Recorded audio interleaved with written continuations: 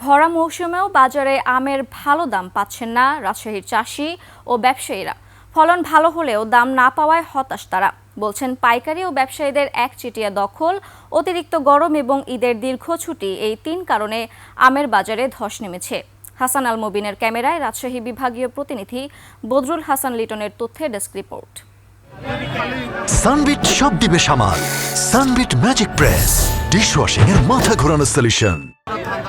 রাজশাহীর সবচেয়ে বড় আমের হাট পুঠিয়ার বানেশ্বরে। পরের অবস্থানে রয়েছে মোহনপুর উপজেলার কামারবাড়ি আমের হাট। প্রতিদিন সকাল থেকে সন্ধ্যা পর্যন্ত বসে এই আমের হাট। প্রান্তিক চাষি ও ক্ষুদ্র ব্যবসায়ীরা সেখানে পাইকারি আম বিক্রি করেন। বর্তমানে বাজারে সবচেয়ে বেশি ক্ষীরসাপাত, হিমসাগর এবং ল্যাংড়া আম। গত বছর ভরা মৌসুমে এ দুটি আম প্রতি মণ বিক্রি হয়েছে ৩,০০০ টাকার উপরে। এবার সে আম বিক্রি হচ্ছে ১৪০০ থেকে ১৬০০ টাকায়। এরপরও ক্রেতা কম। কাঙ্ক্ষিত দাম না পাওয়ায় হতাশ চাষিরা। ব্যাপারই নাই, দাম বলছে না, যত কম সে দাম তুই একজন গোলাপার নেও না, গাছ কাটি ফেলা দিতে হবে, আমরা আমের আবাদ করা যাবে না। এই দামে আম বেচলে তো মানে আমার আর কিছু থাকবে না। লেবারে এবং গাড়ি খরচ দিয়ে কোনো টাকাই জমছে না। শহরের খুচরা আমের বাজারেও নেই ক্রেতা। ব্যবসায়ীরা বলছেন অতিরিক্ত গরমে আম আগেই পেকে গেছে।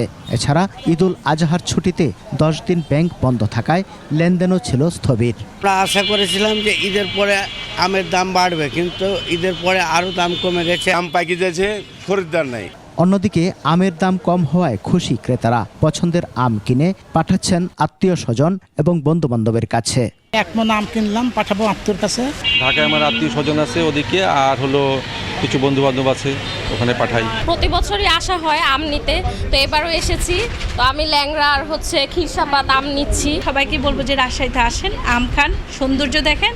রাজশাহী জেলায় চলতি মৌসুমে প্রায় 19,578 হেক্টর জমিতে আমের চাষ হয়েছে।